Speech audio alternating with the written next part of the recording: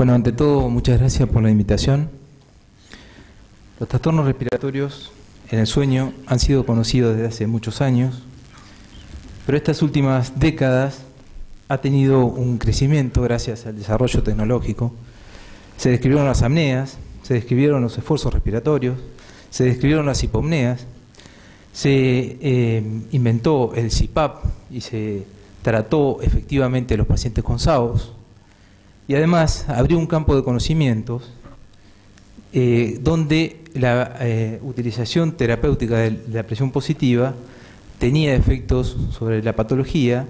Si se aplicaba una dosis subterapéutica, los resultados eran parciales, y si se usaba un equipo que se llama Sham CPAP, que parece un CPAP pero no da presión, no producía efectos. Ocurrió en el 2004 que se estableció un fenotipo de este tipo de patología, del SAOS. El doctor Morgenthaler, un médico de la clínica Mayo, describe un tipo de SAOS que tipológicamente aparece con apneas obstructivas, pero cuando se aplica presión positiva con CPAP o BiPAP, aparecen apneas centrales. Los pacientes tienen diferentes manifestaciones en órganos y sistemas por el mecanismo de estrés metabólico, oxidativo y autonómico. Y los neumonólogos vemos frecuentemente esta patología asociada y debemos preguntarle a todos los pacientes si roncan y tienen apneas, independientemente de la edad, el sexo y el motivo por el cual consultaron. Hay una recomendación de la CEPAR del 2011 donde debemos ir a buscar el SAOS en patologías que ya tienen una alta frecuencia de SAOS. Seguimos utilizando la clasificación de Malapante, aunque hay una clasificación de Friedman que establece 5 estadios e incluye las amígdalas y tiene la lengua, lo considera con la lengua adentro, pero si tiene la clasificación de Malapante 3 y 4 y se aumenta el índice, el perímetro cervical y el índice de masa corporal, hay mayores posibilidades de SAOS. Teniendo el concepto de la ley de Poiseuille, no solamente el cuello corto y ancho, que tiene un diámetro chico, sino que el cuello largo también tiene mayores posibilidades de alteración del flujo en la vía aérea.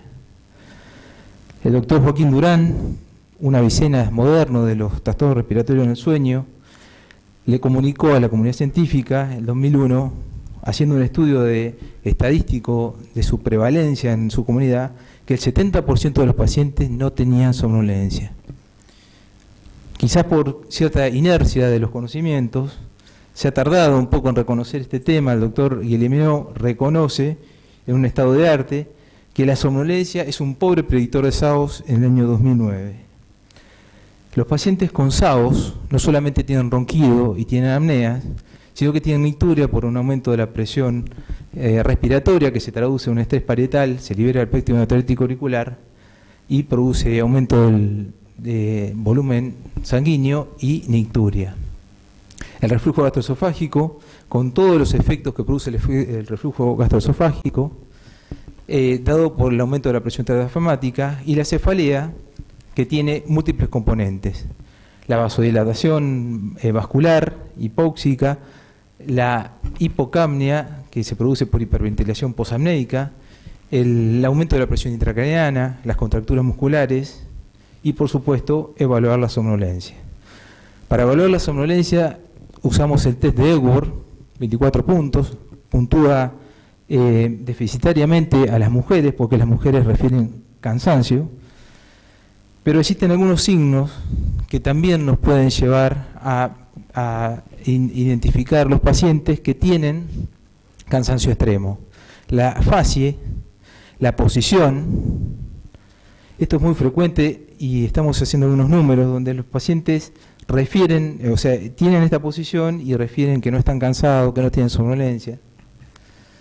Aceptamos como un continuo entre la roncopatía, el SARVAS, el SAOS, y dentro de la expresión fenotípica del SAOS severo puede haber el síndrome de apnea compleja o el SAOS asociado a hipoventilación alveolar.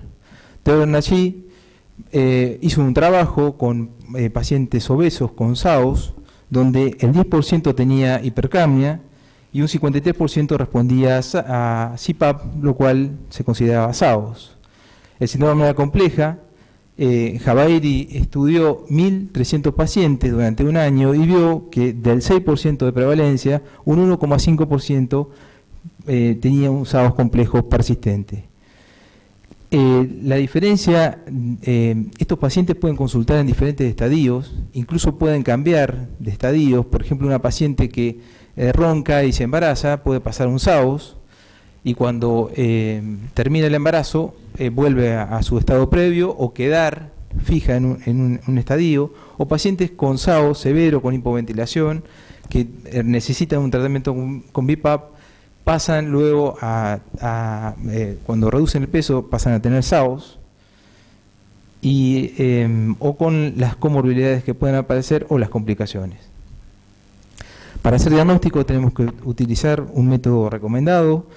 Estos dos métodos tienen sus ventajas y desventajas, fortalezas y debilidades, y cada médico que se dedica a los trastornos respiratorios del sueño elige el método más conveniente a su paciente.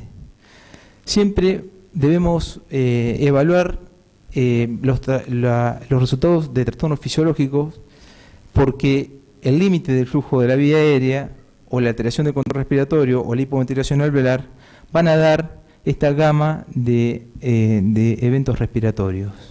Estos son 3 pacientes con SAOS severo, los 3 tienen el mismo índice, un índice mayor de 30, pero no son los mismos.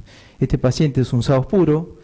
Este es un paciente con SAOS con hipoventilación alveolar y, como enseñaba la doctora Vicentini en el curso precongreso, no vuelve la saturometría a la línea de base.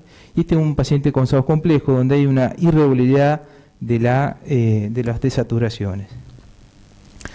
Es muy importante evaluar el patrón respiratorio. Estos pacientes que tienen un patrón de ritmogenicidad ventilatoria homogéneo, responden al CPAP, y estos pueden ser manejados en forma domiciliaria con la titulación de auto-CPAP. Estos pacientes con hipoventilación alveolar y estos pacientes con una ritmogenicidad inestable deben ser evaluados en un laboratorio donde se debe probar CPAP, BiPAP y equipo servoasistido. Nosotros tenemos un estudio reciente donde evaluamos 1.048 pacientes y en los resultados preliminares el 95% estaba dentro de este grupo y el 5% requería de una titulación compleja. El índice de apnea y hipopnea, es muy importante establecer que esto habla de severidad del SAOS y no de gravedad del SAOS.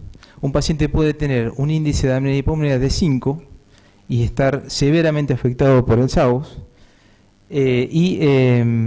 tener alta comorbilidad y sintomatología. A su vez, el índice de apnea y hipopnea acá incluye a los arousals, se contabilizan como hipopneas. Las desaturaciones mayores del 75% están asociadas a comorbilidades cardíacas. Acá vemos arousal de 10 segundos. Esta es una hipopnea. Y la hipopnea, junto con la apnea mixta, han sido las más cuestionadas y siguen siendo cuestionadas. Primero porque se describieron en 56 pacientes, Guillermo lo describe en 56 pacientes y estableció que debían tener más de 10 segundos, que debían tener una desaturación mayor de 3%, que el flujo debería variar entre 30 y 50%, y que la desaturación debía ser acompañado con un arousal. El tema fue que la hipopnea está basada en dos variables. La saturometría puede tener estas variaciones y el flujo puede tener acodaduras o presencia de secreciones que influyen en la evaluación del flujo.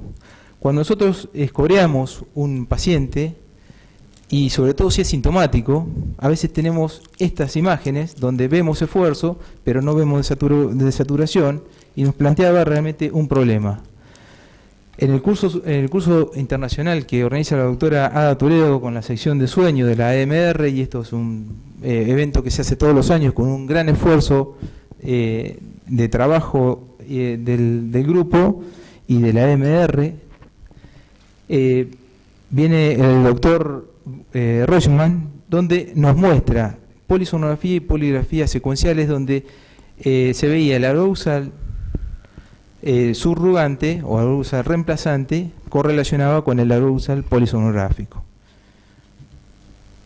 Hace 2 meses, el Grupo Español de Sueño, este grupo de neumonólogos, presenta un trabajo multicéntrico donde hacen 2 tipos de scoring y la decisión terapéutica de CPAP, y ellos vieron que cuando se usaba el arousal subrogado se obtenía un índice similar a la polisonografía.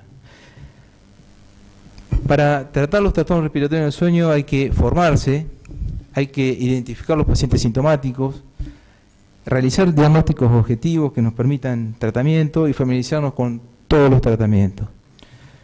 Hace 10 años éramos decenas de neumonólogos que nos dedicamos a esto, ahora somos centenares y la idea es que haya miles de neumonólogos en la Argentina para que diagnostiquen los trastornos respiratorios en el sueño. Esta es una jornada que hacemos el 17 de agosto en Carmen de Patagones y están todos invitados. Gracias.